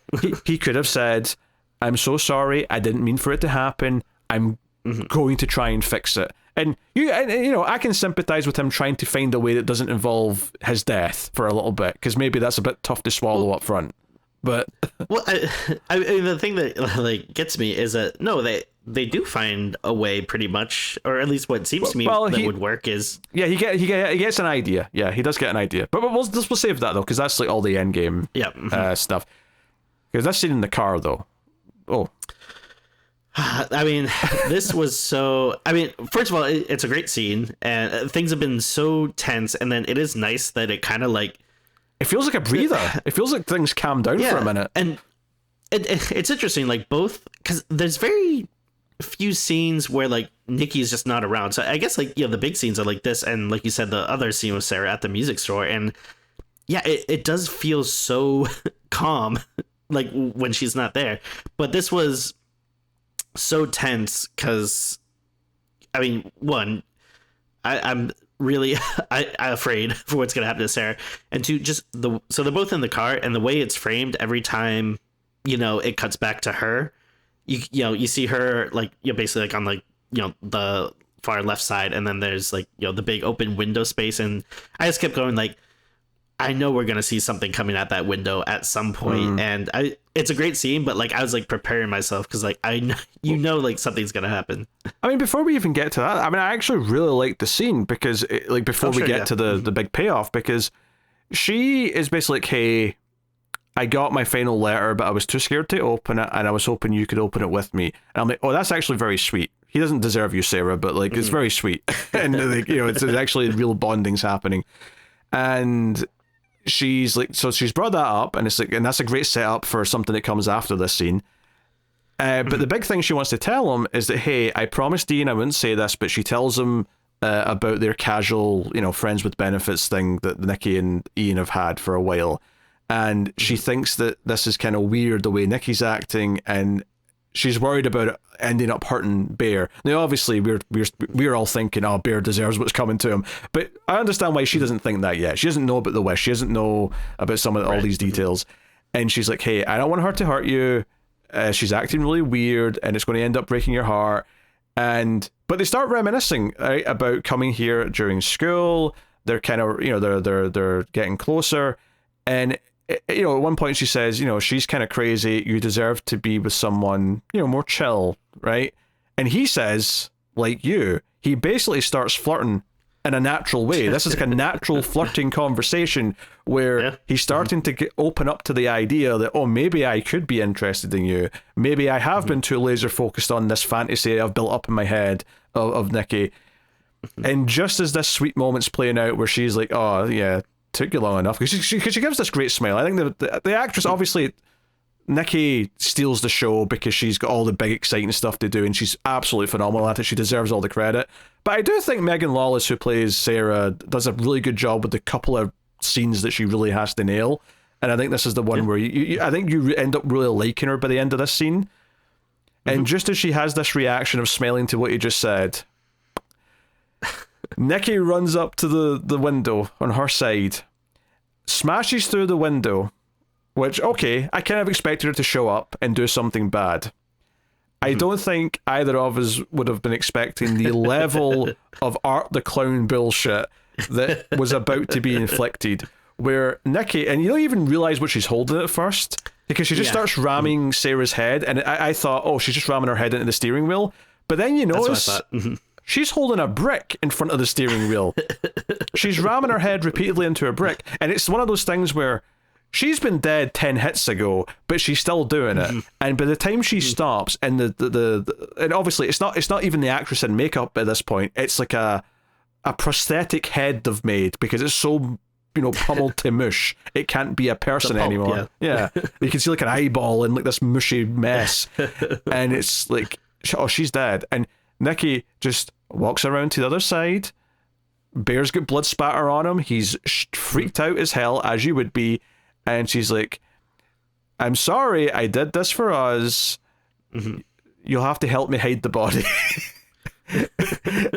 And he's like freaking out, and it's a whole thing. They end up carrying the body somewhere, and obviously she ends up with it on her own at one point because it pops up again later. But well, I mean, that's such a funny payoff because they bring it. I think they take it to the music store, and then like I feel like they put it in like some big like case for some big instrument case, but it's really funny because she's like, okay, I'll take it from here, you go home, whatever. And then later on, so like my thinking is, okay, yeah, she's gonna get rid of it, bury it somewhere, blah blah blah. And then like later on we just see it's just like displayed in the house like naked for some reason. Like, okay. And obviously it's not like it's not a person at this point. This is obviously just like a puppet or mannequin they've made to look lifelike, that's sitting there completely naked, legs spread in a chair for some reason. And I'm like, why is she putting this on display like Ed Gein? What's happening right now? And then but before that though, I think you were alluding to this earlier, we get actually like kind of genuinely like sweet scene where Bear opens up the letter. He's like all bloody now. It's all bloody. And it's a acceptance letter. It starts with congratulations, we're thrilled to accept you. And he just like, what I thought was so good about this is that he screams out in frustration. And what I liked about that is that Nikki has several times at this point screamed out like that, but it's so random and out of nowhere because she's acting weird. She's possessed or whatever you want to call it. And I love that we got to a point where he finally did it naturally, where this was like actually a breaking point where a person legitimately had to yell out at the top of his lungs in distress at what's going on. So Yeah, and that's actually, this is the end of Act 2. This is what's leading us into like the final chapter of the movie, and his plan to get more of the One Wish Willows to try and see, because turns out you can only make one wish. It won't work for him again. In fact, he tries at one point and it won't break. It needs to be someone else. So he's like, okay, I'll get someone else to do it, and that kind of leads us into our end game as well. But all good stuff. Yeah, and when he goes back to like that, I don't know what you call it. It's like a new agey kind of store of like crystals. Yeah, they sell crystals and candles and whatever else. But I mean, all this stuff is pretty funny. Like, he looks crazy because he's all like bloody and stuff. I think people are even like, "Oh, dude, what's wrong with you?" And then, he's freaking out because he's not finding the One Wish Willows. He's like, what? Where are they? And he's like, "Oh, like we sold out." And he's like, "I'm just kidding. They're right here." And then, I don't know, like, not that it really matters at all, but like, I am curious if like how much the people working at this store, like, if they're in on it or have any knowledge, or if they believe it works or whatever. Because I don't know, they kind of seem like they're kind of joking with him, but also kind of like, oh, well, maybe it would work if you do this or that or whatever. I think this was part of a wise choice to not over-explain the One Wish Willow. It's a MacGuffin to like get the plot working, and I think I think Barker's just having a little bit of fun with like poking at it, where it's like, we're never going to explain this, and we're never going to go into the lore of where these things come from, or like, it doesn't matter. Yeah, none of that matters. But all that matters is that once the wish has happened, like everything like follows the rules of how she's acting, and it's all out of this obsession kind of thing. I thought it was funny too. And then he goes to Ian, right? And he tries to like say, "Hey, look, this was my fault. I did this. I made this wish with this thing." And of course, Ian doesn't believe him, right? Because it sounds insane. And he's trying to convince him, and he doesn't really let him get a word in. He even brings up, "Hey, I know about you and Nikki, and stuff. Like, it's fine. I don't even care about that. I do not care. It's absolutely fine. All I care about is fixing her, blah, blah, blah." And he's like saying, "You have to take this. I can't do it again. You only get one wish. I need you to wish that I never made my wish," right? He's like, "That's what I need you to wish." And it's like, okay, interesting. And eventually Ian just gets so frustrated that he keeps saying all this crazy stuff to him. He just grabs the One Wish Willow, snaps it, and says, "I wish for $1 billion." Because because again, he doesn't believe it's real, so he's trying to prove a point that this isn't going to work. And as soon as he says, like, just money starts raining into the around him, and like almost like Truman Show style, where it's just a circle of stuff coming down. And it's funny because I saw a tidbit, like a quote from the director, talking about how the One Wish Willows aren't necessarily a monkey's paw, right? Like, here it seems like he just asked for money and he got money with no negative side effects, and that's intentional, because the point is the reason why the wish that Bear made was bad is because he took away someone's agency. He said, "I want her to be in love with me, but the only way that can happen is if it forces her to be something she's not." Whereas asking for money relatively is innocent, because it's just a thing, Yeah. Also, like, the way he worded it was like, it wasn't like he was just like, "Oh, I wish she liked me," or "I wish she loved me." He said something like, "I wish she loved me more than like anyone in the whole world," or like something like extreme, that it's like, okay, well, that's obviously gonna go pretty bad. Like, it could have, I mean, it would have been bad, like, either way, but that's just kind of like asking for trouble.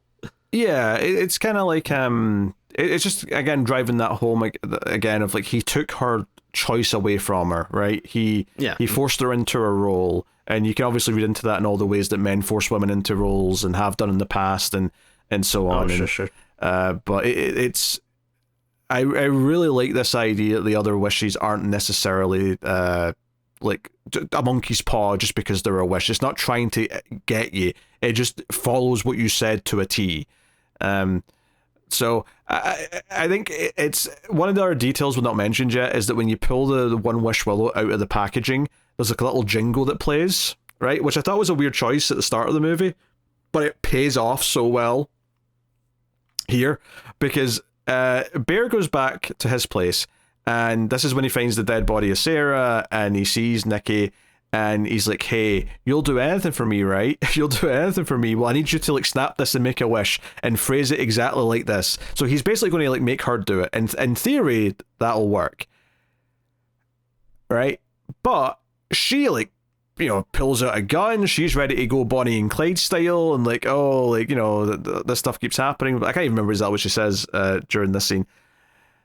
But yeah, like it escalates from there. And then at one point, Ian walks in.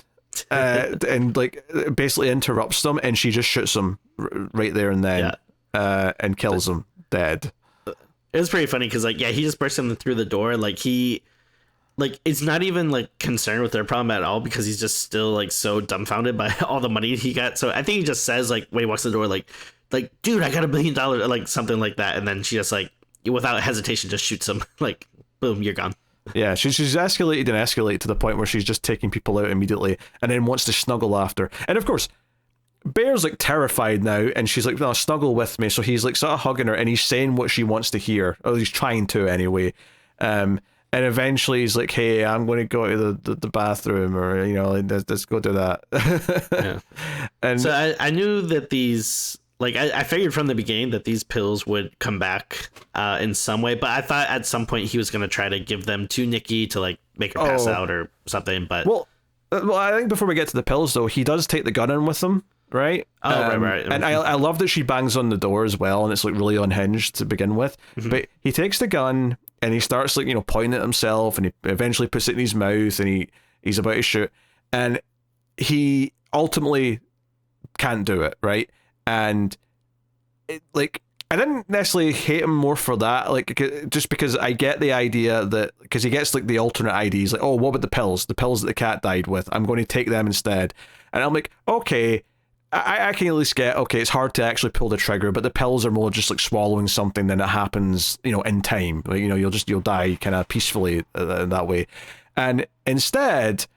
And this is like the heel. I mean, it was already a heel, but like the real heel turn for the movie, because at least here I thought, okay, he's done all this bad stuff, he's made all these bad choices, but the one mild bit of redemption the character might have is at the very end, he might give her life back the one way that he can, which is to take his own. And the piece of shit, after he takes the pills, about 10, 15 seconds later, whatever it is, changes his mind, picks up the bin, and starts to put his fingers in his mouth to make himself sick.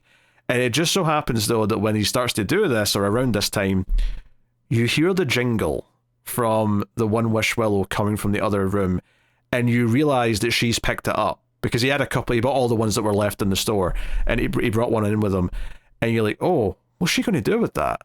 And of course, the irony here is that she's effectively made the same wish he did, but for him. So it actually stops him before he can make himself throw up. He gets up, he walks out, kind of like a lovesick zombie, and they're just staring at each other, and they're as happy as can be. And I'm like, there's almost a movie idea where they're both unhinged in love, like this. Sure. But then he starts to have a seizure, right? And she starts to freak out, and he dies in her arms. And the second after he's completely gone, completely dead, Nikki just snaps out of it and becomes the real Nikki again. But she just instantly starts screaming because there's 3 dead bodies around her, right? Like and that's the end of the movie, is her screaming as the credits start to play on the upside down TV. Oh, right, yeah. Yeah, which, the fact that he's still got all his grandmother's stuff, she even has her old, like, ancient TV, it's like an old CRT with the wood around it. It's like, a dinosaur. Because at one point I thought, is this a period piece? And I'm like, no, they've all got smartphones. This is just an old ass TV that he's got in the house. Further, idea of like what type of character he is.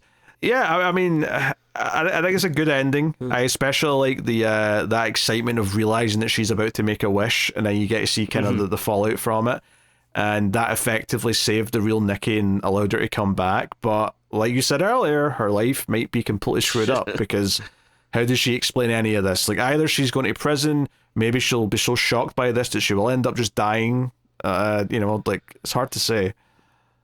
Yeah, I mean, I'm sure, especially with all the people that can probably testify around her, that I mean, maybe she can get some type of insanity plea and like just, I don't know, spend her life in an insane asylum, which, you know, is not much better or anything. But yeah, either way, I can't really see much of a happy ending for her, which sucks because, you know, she's the victim throughout the whole movie. But, you know, I mean, it still plays in the kind of like, you know, it's a nasty movie. Like, there's no happy ending or anything, which is fine, you know. And it's hitting the, you know, these real themes, these real ideas of like the lonely man sort of having the fantasy of a woman that he's fixated on, and like kind of this desire for her to all to be that. And then the irony is he gets that. All she is adoring him, and just how actually scary and messed up that is when she doesn't have her own personality. The reasons why you liked her in the first place are all gone because she's not really her anymore. You know, because it's so fascinating to me that we never actually hear what she thinks of Bear, ever. Yeah. We hear, in theory, what maybe she said to other characters who might be reliable or unreliable. And then at the end, all we get to hear is her screaming. That's it. It's just her screaming in horror. And like, everything that wish, or not even the wish, Bear not being able to say, hey, I like you, regardless of what the outcome was going to be, has led to these deaths. And maybe, just maybe, she would have liked him back, or maybe she'd have said no, but then Sarah would have been a shoulder to cry on, and then that would have started up naturally, like it was almost kind of starting to start naturally in the car anyway. Like, yeah, all these things where life could have went somewhere. But I think one of the things that I really did like noticing though was how everyone else had some kind of aspiration to go, either they're happy with their life or they want something better and they're aiming towards something, and how Bear is completely lacking that because his only aspiration is her. That's it. And how one note he is, and again, that's an intentional one note type thing. It's a very realistic one note type thing actually. So sure, yeah. That was great. Yeah, I think it all plays out. I mean, I think it's a pretty smart script, and like you said, you know, all that stuff with never really knowing how she feels, or you know what exactly is going on with her, or even like with you know, necessarily how, like, you know, some of the other friends feel and stuff, like all that, it feels very intentional, and I think it makes it a much more interesting movie. It gives you a lot of things to, I mean, you know, think over and discuss, and it literally makes her agency, or her not having agency, a plot point, right? And it kind of makes you pissed as an audience member. We never even got to know what she thought because the character who was supposed to care the most about her kind of took that away from her, and arguably didn't care what she thought. He just cared about her wanting what he wanted. So it's it's really well done. Honestly, the stuff with making the cat sandwich and like the dead cat like sort of shrine or whatever it was, like that was the only stuff where it felt like this is just extra creepy stuff for creepy sake. It doesn't really fit into like the escalating of everything else she's doing, it felt like to me. But you know, minor quibble in the grand scheme of things because I was so into the characters. And even that scene with the sandwich, like the rest of that scene's great. It's just the sandwich part itself is not good. All the rest of it with Sarah was good stuff. Yeah, like I don't think it's necessarily perfect, but yeah, the stuff that maybe stood out to me like that is just it's very minor in the grand scheme of things. Like it's not even like I would say I hate that stuff. It's just like, yeah, not necessarily needed. Yeah. You probably could just cut them out and shaved like 5 minutes off the movie. And not that I think it needed cut down. The pacing was fine for me, but like, you know, if you wanted to do that, you could have done. So, no, I mean, I was super into it, and it's one of those things where I realized I was super into it right away. I do think the aspect ratio choice was a good one because I think it makes everything feel more cramped. It makes it feel like she's closer to him all the time because there's no room in the frame for her to be standing further away. So I'm assuming that's why that choice was made, but if not, it was very effective regardless. But Bear's a sniveling piece of shit by the end of the movie. Like him chickening out of the one good thing he can still do at the end. Like I'll accept he has to build up to it. I'll accept that you don't just immediately go jump off a bridge when you have that suggestion. But when he like chickens out of it so that he can still live, even at the expense of her, it's like this moment of just absolute slimeball weakness, and it's like, oh man, like you're like a great villain in a very unconventional way, but in a much more realistic way than, you know, your typical movie villain. Sure. But hey, yeah, that's Obsession. It's fantastic. Yeah, pretty pleasantly surprised. Like I had heard good things about it, but going in I still wasn't like, oh, okay, is this gonna be like a home run or whatever? And I thought like, oh, maybe it'll be good, but I don't know. I don't know if I necessarily thought it'd be like great or whatever. Yeah. And yeah, by the time coming out, I was like, okay, yeah, that was pretty great. I can see why, you know, it was people were getting excited about it. And all the horror elements were great as well. Like whether it was her acting strange with the creepy smiles or frowns and her reactions, the creepy like standing and watching him sleeping and all that sort of more visual stuff, or when it gets violent, that stuff looked great and was visceral and, you know, had an impact. So all that stuff measured up as well. Yeah. It was great. And, you know, and well, the main character obviously was unlikable for a lot of the movie. Like it was intentional, and it was still interesting watching him go through it, though. Well, yeah, like it's not like I hated spending time with him or anything. Like obviously you hate him for what he's doing, but you know, the movie was still compelling, and you still want to see like what happens with the character and stuff. Yeah, yeah. And you see just how like what's spread to other people. Like his friends are dead now too. The woman that might have actually been with them also dead because of his acts of selfishness. So it's it's really good. I think it's one of the early contenders we'll be talking about a lot when it comes for top 10 at 2026 time. Oh, sure. Next For year. Sure. But you know, between this and Hokum, yeah, things are looking healthy this year, and we got more interesting movies coming up in the very near future. Less so Passenger. I'm not hopeful for that, but Backrooms looks interesting. Looks unique and unconventional. Yeah, I'm pretty excited for that. And then yeah, I was telling like some other people, like I think it's a really good year for horror. Who are these people? You have friends that are me? Surprisingly, yes.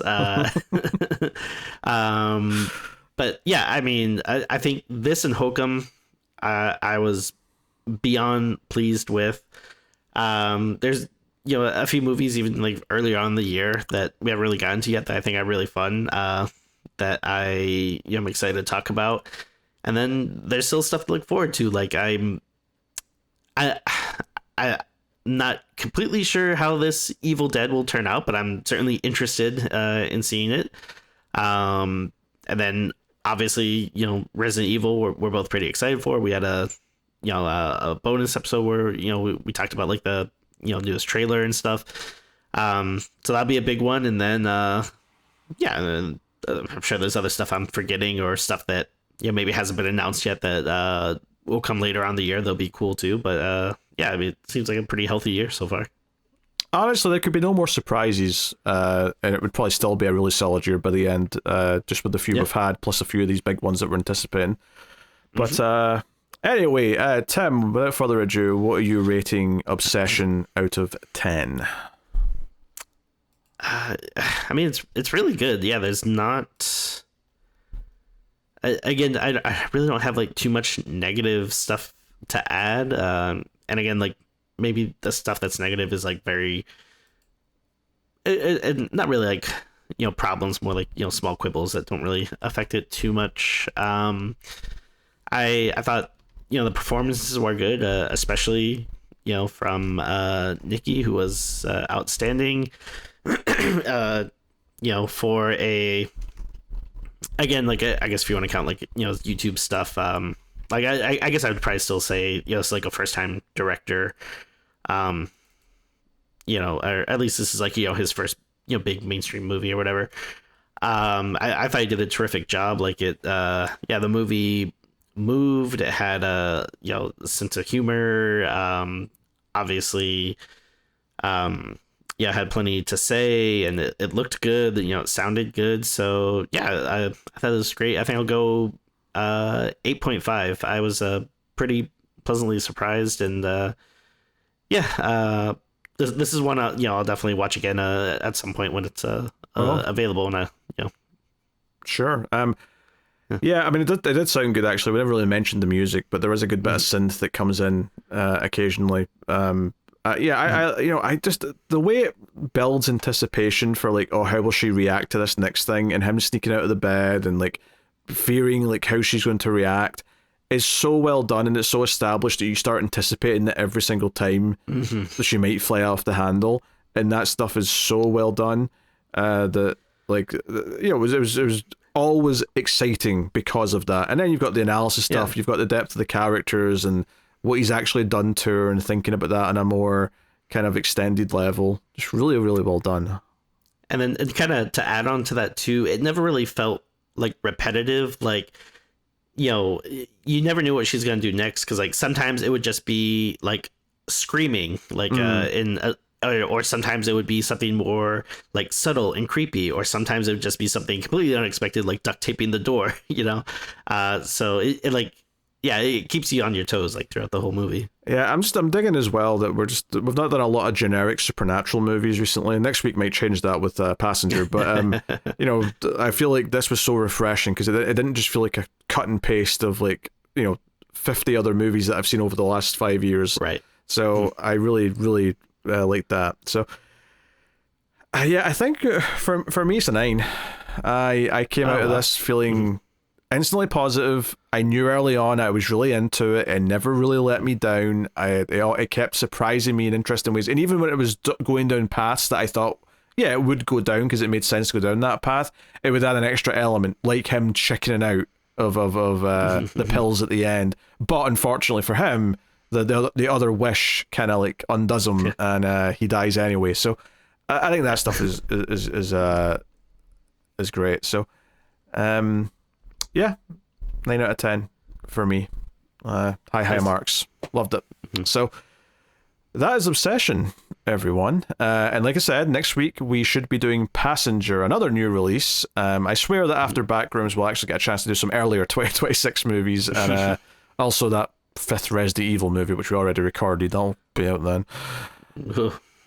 Shudder to think. But yes, you can of course support Screams After Midnight and help keep the show coming over at patreon.com/MailFuzzTV, and get some bonuses for your trouble. Most weeks we'll have an Even More Streams segment. There won't be one this week because this was a long recording and we started kind of late, so we're not doing one this week, but most weeks there'll be an Even More Streams. And every so often there's a bonus episode, and we'll be doing Doom Asylum as the next one because that one I voted on Patreon recently for it. So that'll be coming sometime in late May, I think. So but there's a whole back catalogue of old bonus episodes, and Even More Streams if you want to start plowing through them. Some of them are news related, so maybe they're a little out of date, but a lot of them are like making top 5s and little discussion topics. So we're all good on that. Plus, check out the other shows we do as part of Mail Fuzz Movies. There's a sci-fi podcast that I do with David called The Atomic Cinema Experiment, and there's Collector's Cut, which is another podcast where we do like seasons of movies. We just started doing John Woo season. We're doing these 80s and 90s Hong Kong movies, so those are quite interesting. Nice.